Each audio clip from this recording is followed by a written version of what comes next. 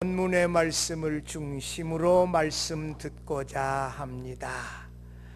KBS 전국 노래자랑 MC 송혜 선생님이 수십 년간을 이 강남에서 연예인 사무실이 있는 종로구 낙원동 사무실에 이 지하철과 대중교통을 이용해서 다니시면서 출근한다고 합니다.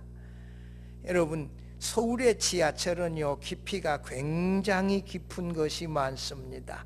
그 내려갔다가 올라가는 길이 보통 운동이 많이 되는 것이 아닌데, 이 송혜 선생님께서 강남에서 지하철 타고 종로, 거기가 어딜까요? 종로 3가에 내려가지고 낙원동 그 악기상가 쪽으로 걸어서 출근하는데, 사람들이 알아보고 인사하면 감사합니다, 감사합니다 인사 받고 날마다 다니신다는 거예요.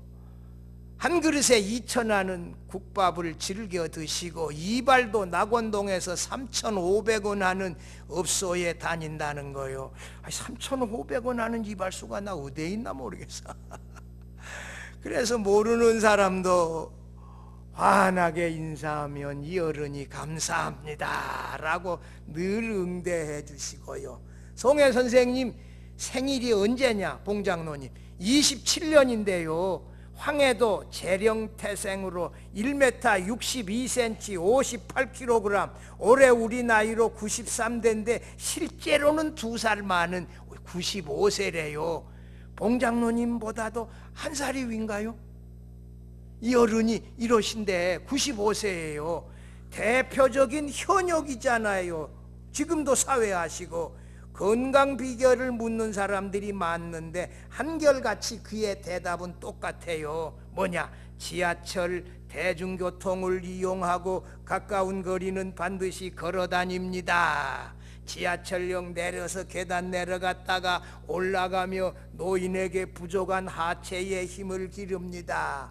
버스 타고 가다가 이거 한 정거장 더 가냐 덜 가냐 그 긴장해서 그거 살펴가지고 내리는 바람에 이 긴장해서 치매가 안 온다는 거예요. 여러분, 이게 버스 정거장 한 정거장 안 가려고 이게 긴장하는 거, 이게 치매 예방에도 도움이 된다는 거예요. 그리고 매일 오후 4시에서 5시면 동네 목욕탕에 찾아가서 탕 속에 들어가 부지런히 다리와 팔 등 몸을 움직여 운동하신다는 거예요. 우리 봉장로님도 목욕탕에 가시는 거 좋아하고 늘 목욕탕에 가셔서 운동하시고 하세요. 이게 장수 비결 가운데 하나가 들어있는 것 같아요. 그러니까, 그리고 송혜 선생님은 95세인데 적지 않은 수입을 또 올리고 있어요. 우리가 금액은 정확하게 모르지만. 그래서 송혜 선생님의 이 건강한 장수 비결은 3가지: 활동력, 원만한 대인관계, 그리고 대중교통 이용 등 적당히 걷기 운동하는 것, 이런 것이 이 어른을 이렇게 건강하게 활동하게 하신다는 거예요. 지난번에 김영석 교수 그 100세까지 살아보니 그 어른은 수영을 주로 하신대. 수영장에 가서 아무튼 나름대로 이 건강의 비결을 가지시고 이렇게 건강을 유지하는 어른들 보면 대단해요. 우리 봉채규 장로님이 지난번에도 보니까 아들아 나 교회 11조 하러 가야 되겠다. 11조 헌금하러 나오시는 거예요. 예배당에. 할아버지들 못 가게 해도 야, 참 훌륭하시다, 대단하시다. 내가 저 나이 되면 11조 들고 예배당에 가야 되겠다고 아들 보고 교회 가자고 이렇게 말할 수 있을까? 그런 생각 제가 듭니다. 잠언의 말씀은 믿음의 가족들이 살아가는 법을 여러 가지로 잘 알려주고 있습니다. 하나님은 우리가 주 안에서 지혜롭고 아름답게 살아가고 가족들 간에 좋은 인간관계 맺는 법을 여러 가지로 가르쳐 주기도 해요. 하나님은 가족 구성원들이 행복한 가족으로 성장하며 살아가도록 여러 가지 말씀도 주세요. 우리들은 말이야 아직도 믿음으로 돌아오지 못한 가족들로 인하여 고통당하고 가족들 간의 갈등으로 인하여 그 문제를 갈등을 주도적으로 해결하지 못해서 고통을 당하고도 있습니다. 어버이 주일에 이 잠언에서 말씀하시는 하나님의 말씀을 통하여 믿음의 가족으로 살아가는 법을 우리가 함께 들으면서 우리의 가정을 더 행복한 믿음의 가정으로 가꾸어 보고자 합니다. 첫째로, 남편과 아내는 서로 지혜롭게 사랑해야 합니다. 남편의 고통을 잠언에서 세 가지로 요약해서요. 첫째, 아내의 좋지 못한 성격 때문에 남편이 고통을 당한다는 거예요. 잠언 19장 13절, 이 현대인의 성경인데요. 잔소리 심한 아내는 쉴 사이 없이 떨어지는 물방울과 같다. 여기 성경에는요 잔소리 심하다고 딱 말해놨어. 여기에다가 잠언 21장 19절에는 다투기 좋아하는 성미 고약한 여자와 함께 사는 것보다 차라리 광야에서 혼자 사는 것이 더 낫다. 이것은 한 번으로 끝나는 게 아니요. 잠언 25장 24절, 21장 9절에서 다투는 여인과 함께 큰 집에서 사는 것보다 운막에서 혼자 사는 것이 나으니라. 여러분, 여자들, 아내들 성깔 좀 죽여야 돼요. 그 성깔 때문에 남자들이 고통을 당한다. 이렇게 성경에서 지적할 정도면 여자들의 이 성깔 잔소리는 남편도 못 당한다는 거예요. 두 번째, 이 미련한 아내로 인하여 당하는 남편의 고통인데 잠언 14장 1절에 지혜로운 여자는 가정을 행복하게 꾸미고 미련한 여자는 스스로 가정을 파괴한다. 미련한 여자는 가정을 뭐해요? 파괴한다. 미련한 아내가 가정을 파괴한다고 무섭게 말했어요. 아내의 요구로 인하여 남편이 세 번째로 고통을 당한다는 것이에요. 잠언 14장 4절에 어진 아내는 남편의 자랑과 기쁨이지만 자기 남편을 부끄럽게 하는 아내는 그 남편의 뼈를 썩게 하는 염증과 같은 존재이다. 여러분, 아내가 무엇으로 남편을 욕되게 할까요? 그 아내의 욕으로 인하여 남편이 뼈를 썩게 한다. 아내의 고통에 대하여 잠언은 두 가지로 요약했어요. 남편이 나이든 아내에게 실증난 경우에 아내는 고통을 당한다는 거예요. 잠언 5장 18절 19절에서 내가 젊어서 얻은 아내를 행복하게 하고 그녀와 함께 즐거워하라. 너는 암사슴처럼 그녀를 사랑스럽고 아름답게 여겨 그 품을 항상 만족하게 여기며 그녀의 사랑을 항상 연모하라. 여러분, 이 젊어서 취한 아내, 우리가 술은 안 하지만 술하고 아내는 오래될수록 뭐하다? 술하고 아내는 오래될수록 더 깊고 좋아, 더 고급이요, 여러분. 그런데 남편이 남의 아내와 바람난 경우에 아내가 당하는 고통에 대하여서도 성경은 말해요. 남자들이 문제가 있어. 잠언 6장 32절 35절에 여인과 간음하는 자는 무지한 자라. 이를 행하는 자는 자기의 영혼을 망하게 하며 상함과 능욕을 받고 부끄러움을 씻을 수 없게 되나니 그녀의 남편이 투기로 분노하여 원수 갚는 날에 용서하지 아니하고 어떤 보상도 받지 아니하며 많은 선물을 줄지라도 듣지 아니하리라. 남의 유부녀와 간통하다가 그녀의 남편에게 발광되는 날에는 용서받지도 못하고 큰 망신을 당하여 자신의 남편을, 이런 남편을 가까이서 봐야 하는 아내의 이 비참한 고통에 대하여 성경은 말해주고 있어요. 몇 년 전에 이 충남지사, 얼마 전에 부산시장, 이 무슨 망신이요? 응? 뭐 5분 동안에 뭘 했다고? 모르지 우리가. 응? 왜 그런 망신을 당하고 시장에서 그만두는 그분의 아내는 어떠겠어요? 그 고통이. 그 자녀들은 또 어떡하고요?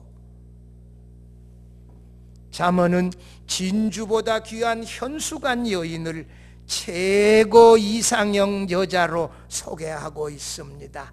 잠언 31장 10절 11절에서 누가 현수간 아내를 얻겠느냐? 그녀는 진주보다 더 소중하다. 그런 여자의 남편은 아내를 믿기 때문에 아무것도 부족한 것이 없을 것이다. 가장 이상적인 현수간 여인을 이와 같이 소개하며 노래하고 있습니다. 10절에 이 현수간 여인에 대하여 NIV 성경에는 A wife of noble character라고 나왔어요.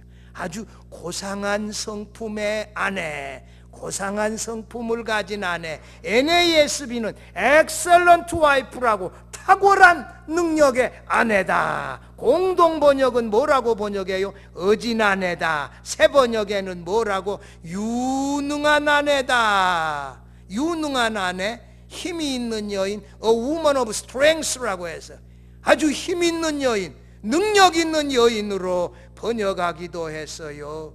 어째서 이 현수간 여인을 힘이 있는 여인, 능력 있는 여인이라고 했을까요? 여러분, 잠언 31장 10절 이하에 한번 봐봐요. 잠언 31장 10절 이하에 보면 이 11절에 그런 자의 남편의 마음은 그를 믿나니 산업이 핍절하지 아니하고, 얼마나 살림을 잘하면 남편이 그를 믿어 산업이 핍절하지 아니하며. 12절에 그런 자는 살아있는 동안에 그의 남편에게 뭘 해요? 선을 행하고 악을 행하지 아니하느니라. 뿐만 아니라 13절에 그는 양털과 삼을 구하여 부지런히 손으로 일하며. 아내가 부지런해요. 나는 부지런하지 못한데 제 아내가 그렇게 부지런해. 그래서 나 이게 참 감사하고 늘 행복해요. 부지런하니 반찬이 많을까 없을까? 부지런하면 반찬이 많을까 없을까? 많지. 그것도 맛있는 반찬이 많아. 그러니 이 끼니마다 맛있는 반찬이 오니 내가 얼마나 행복한 남자요. 여러분, 제가 또 먹는 걸 좋아하는데, 그러니 이게 금상첨화지요. 여자들이 좀 부지런해가지고 열심히 이렇게 음식을 장만해서 이렇게 끼니마다 한다면 남편은 굉장히 행복한 거예요. 여러분, 거기 봐봐요. 15절에도 밤이 새기 전에 일어나서 집안일한다. 종들에게 일을 정하여 잘 맡겨요. 16절 밭을 살펴보고 무엇을 살 때 잘 사고. 옛날에 이것을 우리 개역성경에 간품하여 사다. 간품은 뭐냐? 손을 눈 위에다가 얹고 잘 살펴보는 것이 그 간품이에요. 물건 하나 사더라도 아무렇게나 사지 아니하고 잘 살펴보고 산다. 그 다음에 17절에 말이요, 힘있게 허리를 묶고 이 팔을 강하게 하고 일하며. 여러분, 18절 마지막에 밤에 등불을 끄지 아니하고 일한다. 19절에 손으로 손뭉쳐리를 넣고 손가락으로 잡고. 그 다음에 뿐만 아니라 공고한 자, 궁핍한 자에게 손을 내밀어 도와준다. 이게 얼마나 아름다워요. 뿐만 아니라 21절 마지막에도 눈이 와도 그는 자기 집 사람들을 위하여 염려하지 아니하며, 자기 집 사람들을 홍색 옷을, 그 화려한 멋진 옷들을 자기 가족들을 입힌다. 그는 22절에 자기를 위하여 아름다운 이불을 짓고 세마포 자색 옷을 입고 자기도 또 이런 깔끔하고 이런 것들 입고. 22절에 남편을 뭐하게 해요? 그 땅의 장로들과 함께 성문에 앉도록 남편을 이렇게 높인다. 이게 얼마나 훌륭한, 이 얼마나 부지런한, 얼마나 능력 있는 여인입니까? 이 현숙한 여인이 오늘 우리 시대에 가장 이상적인 현모양처의 모델로 잠언 31장에서 말씀하고 있습니다. 잠언 31장 28절 30절에 뭐라고요? 그 자식들은 일어나 감사하며 그 남편은 칭찬하기를. 같이 읽어봐요. 덕행 있는 여자가 많으나 그대는 여러 여자보다 뛰어나다 하느니라. 고운 것도 거짓되고 아름다운 것도 헛되나 오직 여호와를 경외하는 여자는 칭찬을 받을 것이라.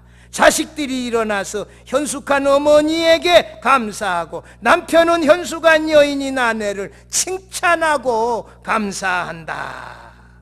이게 얼마나 아름답습니까? 이런 모델을 향하여 우리가 가자고요. 그런 수준의 사람이 되기 위하여. 영어의 남편이 husband인데 이 단어는 어디서 와요? 경작이라고 하는 husband이라고 하는 단어에서 왔어요. 남편은 뭐 하는 사람이다? 아내를 잘 경작하고 가꾸고 꾸미고 이렇게 아름답게 가꾸는 사람이 누구다? 남편이다. 아내는 남편의 칭찬과 신뢰와 격려를 통하여 현숙한 아내로 가꾸어지고 꾸며진다는 것이에요. 여러분, 현숙한 여인에 도달하지 못한 것은 남편의 책임도 많다고요. 가정을 세우기 위하여 자신을 희생하며 남편과 아내가 서로 사랑하며 이 잠언 31장에서 말하는 진주보다 귀한 이 현숙한 아내가 우리의 모습이 되고 아내를 이와 같이 칭찬하고 격려하고 아름답게 가꾸어가는 남편의 모습이 바로 우리의 모습이 되어져서 우리의 가정을 행복한 가정으로 가꾸어갈 수 있기를 바랍니다. 둘째로, 자녀는 그들의 부모를 지혜롭게 존경해야 합니다. 부모에게 고통을 주는 자녀들에 대해서도 잠언은 말합니다. 자녀가 어리다고 자녀의 행위를 유념하지 않고 내버려 두는 부모에 대하여 잠언은 따끔하게 책망해요. 잠언 23장 13절 14절에서 아이를 훈계하지 아니하려고 하지 말라. 채찍으로 그를 때릴지라도 죽지 아니하리라. 내가 그를 채찍으로 때리면 그의 영혼을 수월에서 구원하리라. 이렇게 말씀했는데 요즘 아이들 채찍으로 때렸다가는 어떻게 돼요? 아이들한테 경찰에 고소당해서 붙들려 가. 이거 시대마다 다른데 이렇게 채찍으로 자녀를 교육하신 분이 누구냐? 극동방송 이사장 이 김장한 목사님이 그 큰아들 요셉이 둘째 아들 요한이를 미국, 사모님이 미국분 아니요, 미국서 유학하다가 공부해서 아이들을 낳는데 그 아이들 말 안 들을 때 이 길차에다 길 세워놓고 이 허리띠 풀어가지고 때렸다는 거예요. 이 두 아들이 다 목사요. 제가 졸업한 미국에 그 신학교 졸업했어요. 그 형은 나랑 저랑 친해요. 김요섭이라고 중앙초등학교 교장 선생님이 했고 또 이사장님이신데, 여러분 자녀들을 뭐 한다? 요즘 채찍이 허리띠 봐가지고 채찍으로 때리기는 어렵지만 하여튼 엄하게 책망하고 이래서 죄악을 끊도록, 게으름을 끊도록 가르치라는 말씀이에요. 잠언 19장 26절에 자기 아버지를 구박하고 자기 어머니를 쫓아내는 자는 파렴치한 아들이다. 성경에 이런 단어도 썼어요. 이 현대인의 성경 번역인데요. 아버지 구박하고 어머니 쫓아내는, 요즘 이런 파렴치한 아들들 많다고 우리가 가끔 이 뉴스로 보지 않아요. 잠언 15장 20절에 지혜로운 아들은 아비를 즐겁게 하여도 미련한 자는 어미를 없이 느끼느니라. 돈 안 준다고 막 칼로 찌르기도 하고 돈 안 준다고 죽이기도 하고 이런 아이들 있더라고요. 또 그런 아들 옆에 또 이상한 여자가 또 있더라고. 또 얼마 전에 잡힌 거 보니까 야, 이 참 이 험한 세상인데요. 이 잠언 20장 20절에 자기 부모를 저주하는 사람의 최후는 어둠 속에서 꺼져가는 등불과 같을 것이다. 부모를 업신여기고 저주하는 사람은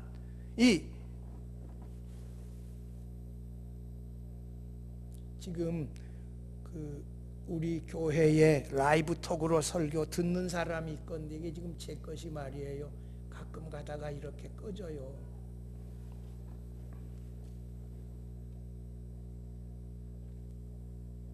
이게 5G가 이게 잘 안 돼서 꺼지는 거예요. 이게 아무튼 말이에요.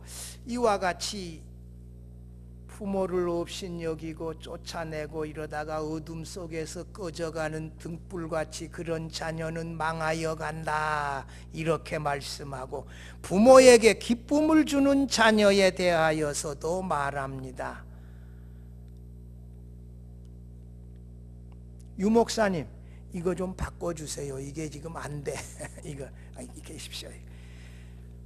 잠언 23장 25절에서 네 부모를 즐겁게 하며 너를 낳은 어미를 기쁘게 하라, 이렇게 말해요. 부모를 즐겁게 하고 어머니를 기쁘게 하라.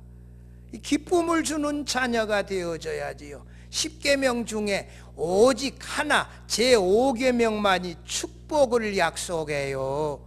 내 부모를 공경하라, 그리하면 내 하나님 여호와가 내게 준 땅에서 내가 생명이 길리라, 이렇게 말씀하고 있어요.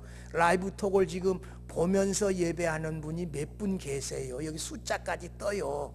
그래서 제가 지금 이렇게 한 거 여러분들께서 양해해 주시기를 바랍니다.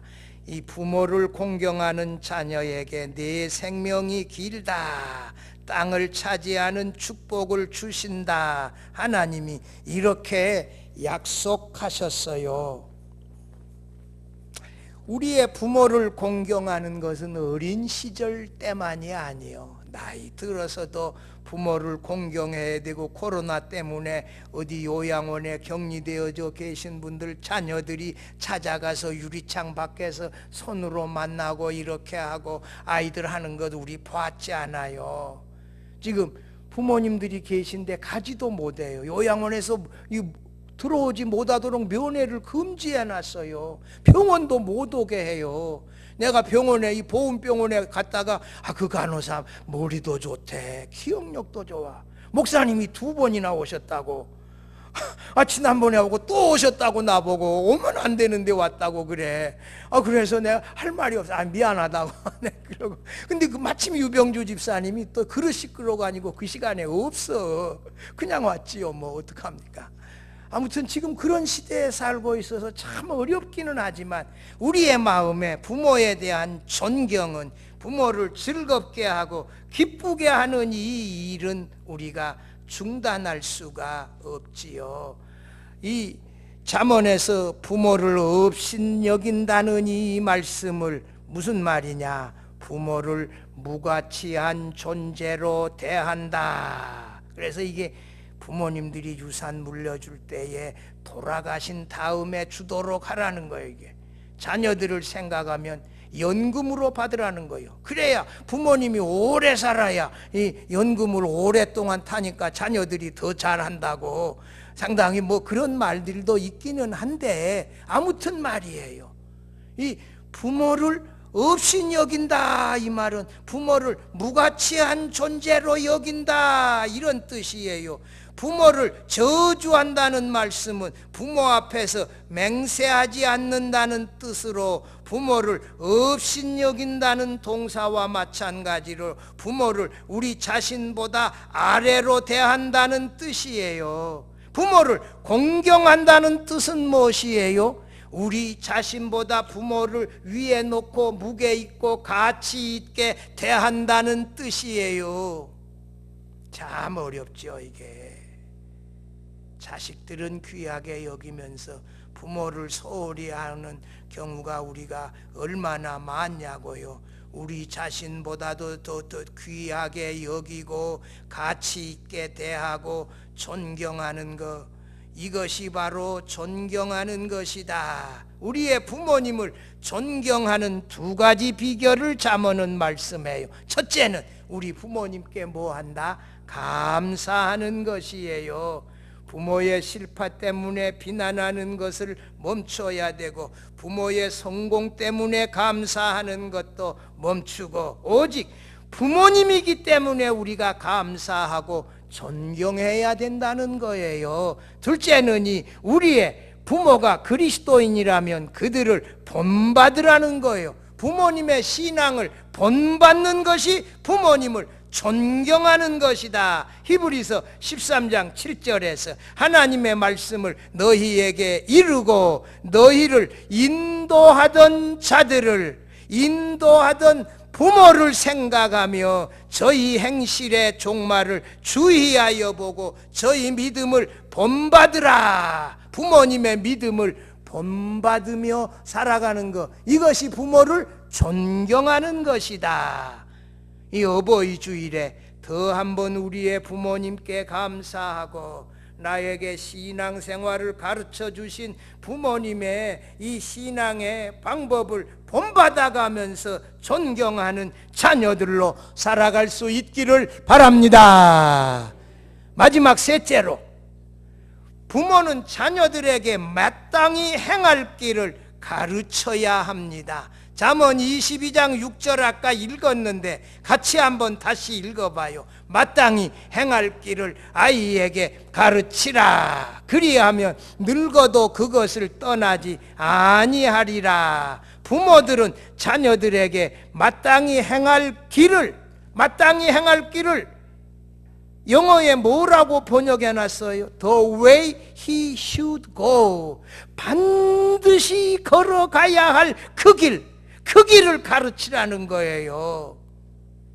자녀들과 함께 생활하는 이 잠깐의 시간이 자녀들의 인격을 형성하고 신앙생활을 가르치는 중요한 시기예요. 자녀들은 마땅히 행할 길을 부모님에게 이 배우는 것을 빨리 끝내버리고 자기들 마음대로 하려고 하는데, 우리 부모들은 자녀들이 좋은 학교 가고 건강하고 운동 잘하고 좋은 직장에 생활하는 것을 최우선으로 생각하는데, 그것보다 더 중요한 마땅히 행해야 할 일, 이 신앙의 길을 우리 자녀들에게 가르쳐야 한다는 거예요. 예수님을 자신의 주님으로 믿고 하나님을 자신의 아버지로 섬기며 예배하며 신앙생활하는 거, 이거 가르쳐야 되어져요. 여러분, 마땅히 행할 길, 록펠라 어머니가 아들에게 가르친 세 가지 교훈 우리가 잘 알고 있어. 예배 때는 항상 어디 앉아라? 앞자리에 앉아라. 목사님과 좋은 관계를 맺어라. 셋째는 온전하게 11조를 해라. 이 세 가지를 가르치지 않았어요. 내가 우리 예배당 지으면 우리 장로님들 내 미국 한번 모시고 간다 그러는데, 그때 내가 꼭 보여주고 싶은 교회가 이 록펠러 2세가 지은 맨하튼 북서부에 있는 리버사이드 처치 강변교회예요. 어떻게 이렇게 예배당을 아름답게 지었을까? 정말 아름다워요. 그 예배당 한번 보여드리고 싶어요. 리버사이드 처치. 외모는 그렇게 화려하지 않은데 안에 들어가 보면 어떻게 이렇게 예배당을 아름답게 지었을까? 깜짝 놀랄 만하게 이런 아름다운 예배당을 지었어요. 예배당에 늘 앞자리에 앉고 목사님과 좋은 관계를 맺어라. 너 때문에 목사님이 이 목회할 때 이 마음 상하고 어려우면 어떡하냐? 온전하게 11조 해라. 여러분, 제가 늘 말할 때 뭐예요? 주일을 온전하게 성수하며 예배하자. 11조 온전하게 드리자. 어느 부서든지 찬양대든지 주일학교든지 전도회든지 어느 부서든지 반드시 들어가서 봉사를 하자. 왔다 갔다만 하는 게 이게 신앙생활 제대로 하는 게 아니거든요. 반드시 봉사를 하자. 그래서 제가 우리 자부될 사람 내 나타나면 어느 부서에서 봉사하냐? 내가 이거 물어보고 싶어. 어디? 주일학교냐? 찬양대냐? 어디냐? 여러분, 반드시 봉사를 해야 돼요. 우리 자녀들에게 코리안 꿈, 아메리칸 드림, 이 성공하라 이런 거 가르치지 말아야 돼요. 아메리칸 드림, 코리안 드림, 이 벼락 출세의 꿈을 오히려 경고하고 성실하게 믿음으로 살아가라 이걸 가르쳐야지요. 너의 이 평생의 목표는 하나님의 영광이다. 어느 곳에 있든지 하나님을 예배하고 하나님의 영광을 드러내라 이런 걸 가르쳐야지.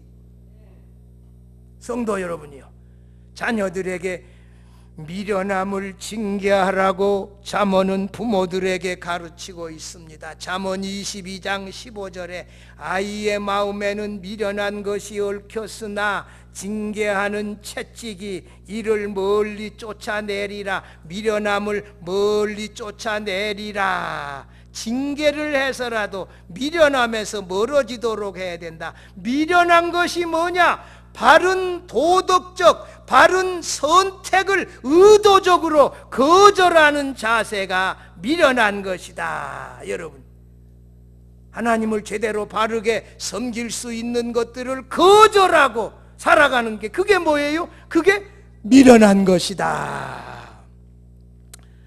참 이 신앙이 성숙해지기를 거절하며 살아가는 것, 이것이 미련한 것이에요. 부모는 자녀를 징계해서라도 미련한 것에서 멀어지게 하고 오히려 지혜롭게 하나님을 예배하고 섬기며 살아가도록 해야 합니다.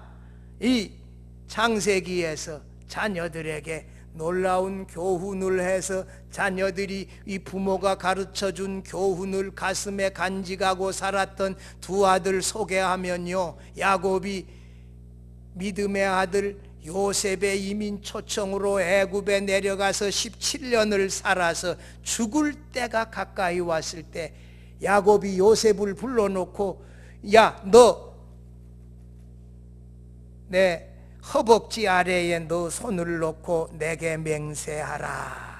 내가 죽거든 내 시신을 애굽 땅에 묻지 말고 장사하지 말고 나의 아버지 할아버지가 묻혀 있는 이 막벨라 굴에다가 안장하도록 약속하라. 요셉이 약속했어요. 성경 가운데 가장 화려한, 가장 효성스러운 장례를 한 사람이 누구 장례다? 야곱의 장례다.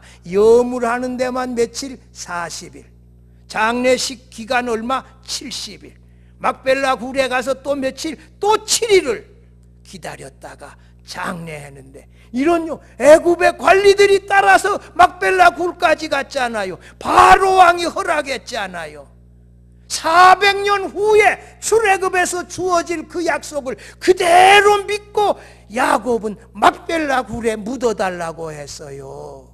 창세기 50장 마지막에 이제 요셉이 그 형님들도 다 죽고 난 다음에 이스라엘 백성들에게 유언을 시켜요. 맹세를 시켜요. 너희가 출애굽할 때 내 시신을 여기서 파가지고 메고 나가서 약속의 땅 가나안에다가 묻어라. 이스라엘 자손이 요셉에게 약속했어요. 출애굽할 때 요셉의 이 시신을 메고 나가서 예루살렘 북쪽에 세겜에다가 묻었어요. 지금도 그 무덤이 거기에 있어요.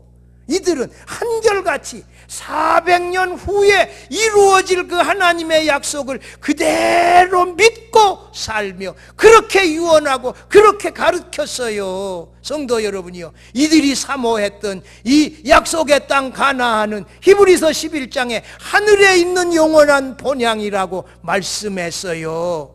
우리가 사모할 곳이 어디다? 영원한 본향, 새하늘, 새 땅, 새 예루살렘이에요. 하늘에 있는 본향이에요. 우리는 대한민국 국민이면서 동시에 천국 백성이에요. 소망이 이 땅이 아닙니다. 천국 백성으로 영원한 본향을 사모하는 나그네로 살아가도록 해야 하는 거거든요. 사랑하는 성도 여러분이여, 지혜로운 아내와 남편은 서로를 위해서 희생하고 사랑하고 칭찬하고 존경하며 살아갑니다. 이 지혜로운 부모들은 자식들에게 예수 믿고 하나님 섬기는 이 천국 백성의 신앙의 삶을 가르칩니다. 야, 이 어려울 때 코로나19에도 예배당 안 빠지고 나갔냐 안 나갔냐 이게 전화로 물어보기도 하고, 11조는 계좌로라도 보냈냐 안 보냈냐 물어보기도 하고, 자녀들이 이 미련함을 떠나 지혜롭게 신앙생활하도록 징계하며 가르쳐야 합니다. 자녀들은 그들의 부모를 그 어떤 경우에도 존경하며 살아가는 지혜를 가져야 합니다. 우리는 우리 가족들을 지혜롭게 사랑하며 그 어떤 경우에도 하나님을 예배당에 나와서 예배하며 중단하지 아니하고 온전히 하나님을 섬기며 예배하며 살아가는 우리 모든 성도들이 되어질 수 있기를 주의 이름으로 축원합니다. 하나님 아버지,